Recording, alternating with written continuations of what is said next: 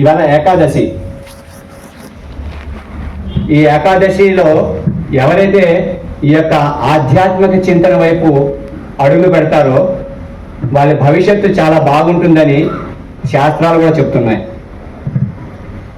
ఈరోజు మనం అందరం ఇటువంటి ఆధ్యాత్మిక పురోగతి అనేది ఏదో భక్తి చేస్తున్నామనే ఉద్దేశంతో కాదు, మనం చదువుకునే అంశాలు మనకు ఉపయోగపడడానికి కావలసిన విషయాలను తెలుసుకోవాలి.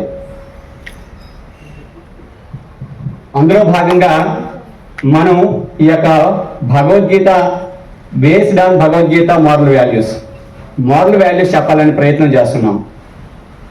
మీ స్కూల్ టీచర్స్ మాకంటే బాగా చెప్పగలరు, వాళ్ళకి రోజు ఇదే పని మీద ఉంటారు, వాళ్ళ బోధన వాళ్ళు చాలా చక్కగా చేయగలరు. కానీ మాకు కూడా ఒక అవకాశం ఇచ్చి వాళ్ళతో పాటు మమ్మల్ని కలుపుకొని మీతో పాటు మాకు ఈ యొక్క అవకాశం కలిగించినందుకు వాళ్ళకి కూడా మేము ఎంతో రుణపడి ఉన్నాం. ఇదంటే అన్నీ ఎవరైనా ఇస్తారు, డబ్బు ఇస్తారు, భోజనం పెడతారు, కానీ విద్య ఇవ్వడం అనేది చాలా కష్టం. మీ అందరికీ ఒక చిన్న సూచనప్రాయంగా చెప్తాను.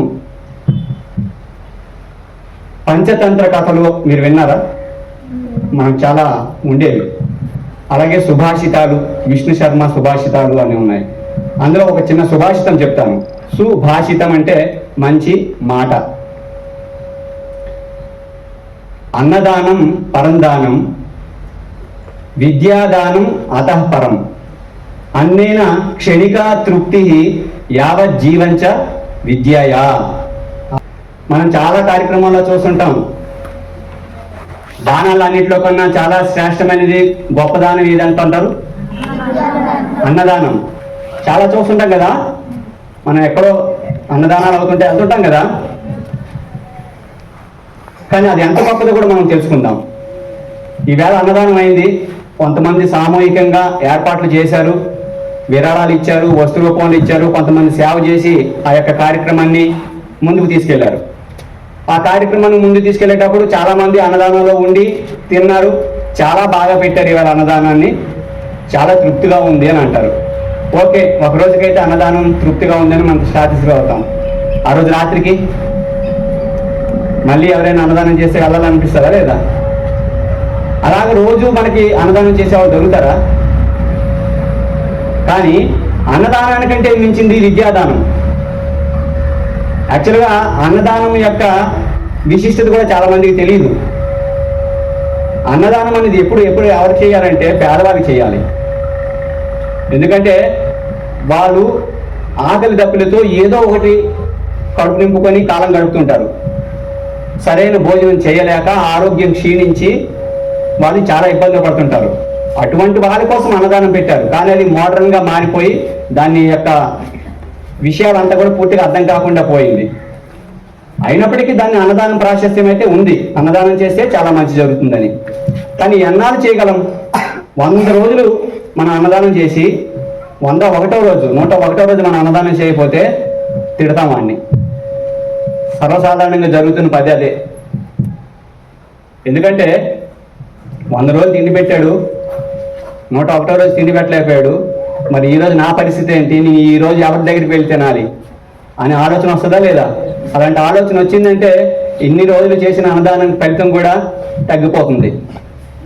కానీ మన పెద్దలు ఏం చెప్పారంటే, ఋషులు మునులు, నువ్వు మనిషిని తిండి పెట్టి అన్నాలు సంతృప్తి పరచలేవు, కానీ ఆ తిండి తెచ్చుకోవడానికి కావాల్సిన జ్ఞానాన్ని ఇవ్వండి. అదేంటంటే విద్యాదానం. అన్నేన క్షణికా తృప్తి. అన్నం మనం తిని జీర్ణమైనంత వరకు కూడా తృప్తిగా ఉంటుంది. కానీ విద్యను అభ్యసించడం వల్ల యావజ్జీవంచ విద్యయా, జీవితకాలం అంతా కూడా వాడి విద్య వల్ల, వాడి జ్ఞానం వల్ల సంపాదించుకుంటాడు, అన్నం తింటాడు, ఇంకో 10 మంది పెడతాడు. మరి అన్నదానం గొప్పదా, విద్యాదానం గొప్పదా? మీరే చెప్పండి. ఇప్పుడు అటువంటి విద్యాదానాన్ని మీకు ఈరోజు ఇవ్వడానికి కోసం మీ యొక్క స్కూల్ ప్రధానోపాధ్యాయులు, మిగతా వాళ్ళు కూడా, స్టాఫ్ అందరూ కూడా ఇటువంటి అవకాశాన్ని కలిగించారు. రోజు వాళ్ళు అదే చేస్తున్నారు, మీకు తెలియకుండానే వాళ్ళు విద్యాదానం చేస్తున్నారు. వాళ్ళు ఇక్కడే ఉద్యోగం చేసుకోవాలని ఎక్కడైనా చేయొచ్చు, మీ దగ్గరగా మీకు చెప్పాలి, మీ అందరి జీవితాలు బాగుపడాలని. అటువంటి సదావకాశాన్ని మీకు కలిగినందుకు కానీ మీరెంతో ఆనందపడాలి. ఇటువంటి జ్ఞానాన్ని నేర్పడానికి ప్రపంచవ్యాప్తంగా భారతదేశం వైపు నుంచి ఎవరైనా వచ్చి మాకు చెప్తే బాగుంటుందని చెప్పి విదేశీయులు ఎదురు చూస్తున్నారు. ఈ మధ్యనే ఒలింపిక్స్లో ఒక అమ్మాయి సెలెక్ట్ అయింది, విన్ అయింది, మను భాకర్. అమ్మాయి చెప్పిన మాటల్లో మీరు వింటే, ఎప్పుడైనా మీకు అవకాశం ఉంటే వినండి. నేను భగవద్గీతను బాగా ఫాలో అయ్యానని. కర్మణ్యేవాధికారస్తే మా ఫలేషు కదాచన. చదవడం, ప్రయత్నించడం మీ పని. రిజల్ట్స్ ఆ పైన మీకు ఎవరైతే ఇన్విజిలేటర్స్ ఉంటారో, సార్స్ ఉంటారో, టీచర్స్ ఉంటారో, హెడ్ మాస్టర్ ఉంటారో వాళ్ళు ఆ పని చేస్తారు. మీరు ప్రయత్నం చేస్తుండమే మీ పని. అమ్మాయి అదే ఫాలో అయింది. నేను ఎన్నోసార్లు ఓడిపోతానని భయం లేదు, ఎందుకంటే నేను భగవద్గీత చదివాను. ఆ భగవద్గీతలో అంశాలన్నీ కూడా నాకు ధైర్యాన్ని తెచ్చాయి, జ్ఞాపక శక్తిని పెంచింది, అనుమానాలను పారద్రోలింది అని అమ్మాయి తన వ్యక్తిగత జీవితంలో ఉండే అనుభవాన్ని భగవద్గీత ద్వారా నేర్చుకుంది. అందుకని ఈరోజు మీరు ఎంత అదృష్టవంతులు అంటే చిన్న వయసులోనే మీరు భగవద్గీత నేర్పించే అవకాశం మీ స్కూల్ ద్వారా కలుగుతుంది. మేము భగవద్గీత ఇప్పటికీ నేర్చుకుంటూనే ఉన్నాం. ఋషి సునాక్ మీకు తెలుసు కదా, బ్రిటన్ ప్రధాని, ఆయన కూడా ఇండియనే. అలాగే ఇస్రో చైర్మన్ సోమనాథన్ తెలుసా మీకు? ఆయన కూడా దైవిక భక్తుడే. సార్ ఇందాక చెప్పారు ఇది ఒక ఆధ్యాత్మిక సంబంధించిన విద్య అని. కరెక్టే, కానీ ఆధ్యాత్మిక విద్యలో నైతిక విలువలు, మానవత విలువలు, సాంఘిక విలువలు, క్రమశిక్షణ ఇవన్నీ కూడా వస్తాయన్నమాట.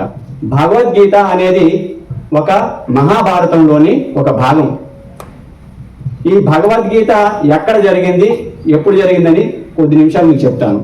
ఈలోపు మా రమణ గారు మీకు అందరికీ కార్డ్స్ ఇస్తారు. ఆ కార్డ్స్ని మీరు జాగ్రత్తగా పట్టుకొని నేను మళ్ళీ శుక్రవారం క్లాస్కి వస్తాను, అప్పటికల్లా దాన్ని భగవద్గీత అనేది ఒక మహాభారతంలోని ఒక భాగం. ఈ భగవద్గీత ఎక్కడ జరిగింది, ఎప్పుడు జరిగిందని కొద్ది నిమిషాలు మీకు చెప్తాను. ఈలోపు మా రమణ గారు మీకు అందరికీ కార్డ్స్ ఇస్తారు.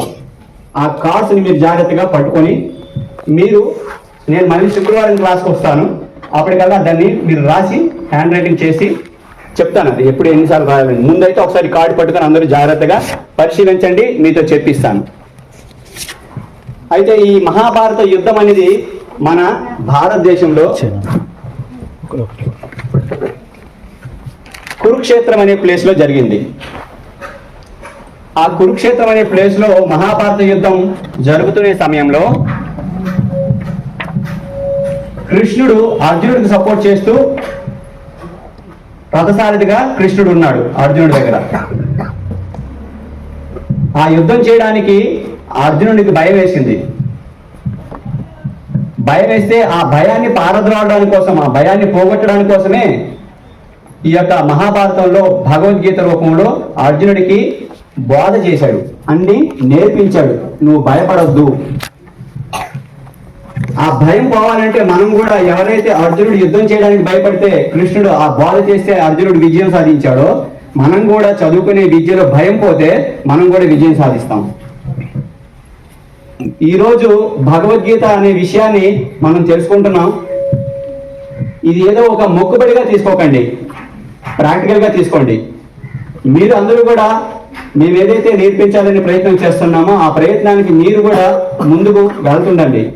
రోజు మీరు చదివే సబ్జెక్ట్లో దీన్ని ఒక 10 నిమిషాలైనా చదవండి. అసలు మనం జీవన విధానం ఎలా ఉండాలని భగవద్గీతలో చెప్పబడింది. సాంఘికంగా మనం ముందుకెళ్ళాలంటే ఏం చేయాలని చెప్పబడింది. భగవద్గీతలో రాజకీయం తెలుసుకోవచ్చు, ఆర్థిక శాస్త్రం తెలుసుకోవచ్చు, అలాగే మానవ శాస్త్రం మీకు ఏదైతే NSPS అవి కూడా తెలుసుకోవచ్చు, లా, అలాగే కళలు, ఆర్ట్స్ ఇవన్నీ కూడా తెలుసుకోవచ్చు. 18 అధ్యాయాలు కలది భగవద్గీత. 18 అధ్యాయాల్లో 18 రకాల విద్యలు నేర్చుకోవచ్చు.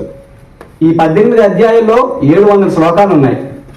ఆ 700 శ్లోకాలని కూడాను నేర్చుకోవడం కష్టం అనుకుంటే ప్రతిదీ కష్టమే. చాలా సులువుగా నేర్చవచ్చు. ఆ సులువైన పద్ధతిలో నేర్పించడానికి కోసమని ఈరోజు అంతర్జాతీయ కృష్ణ చైతన్య సంఘం, international society for Krishna consciousness, ఇది అంతర్జాతీయ సంస్థ. ఆ సంస్థలో నేను కూడా స్టూడెంట్నే, కానీ మాకు కూడా గురువులు ఉన్నారు. మేము ఎగ్జామ్ రాస్తాము, మాకు ట్రైనింగ్ ఉంది. అలాగా మేము ప్రచారం చేయడం వల్ల మాకు ట్రైనింగ్ వస్తుంది. అలా అని చెప్పి మేము ప్రచారం చేస్తున్నామని చెప్పి మీరు దాన్ని ఏదో అలుసుగా తీసుకోకండి. చాలా సీరియస్గా మీరు ఫాలో అయితే మాకంటే మీరు ఇంకా బాగా మంచి భవిష్యత్తుని మీరు చూడగలుగుతారు. ఏపీజే అబ్దుల్ కలాం గారు మీకు పరిచయం ఉంది కదా, విన్నారు కదా, ఆయన కూడా భగవద్గీత నేర్చుకున్నారు.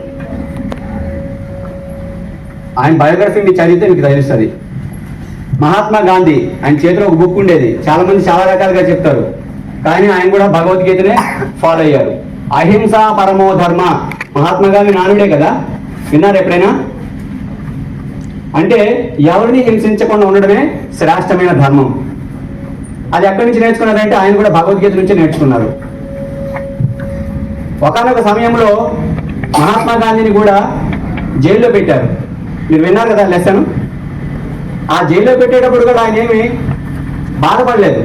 మనము ధైర్యాన్ని కోల్పోకూడదు, స్వతంత్రాన్ని సాధించాలి, దానికి కావలసిన విధి విధానాలను మనం రూపకల్పన చేయాలి, నేను ఎక్కడున్నా సరే ప్రణాళిక మాత్రం జరుగుతుండాలి అని చెప్పి ఆయన చాలా రకాలుగా ఆలోచిస్తూ ఆయన చాలా సఫర్ అయ్యారు.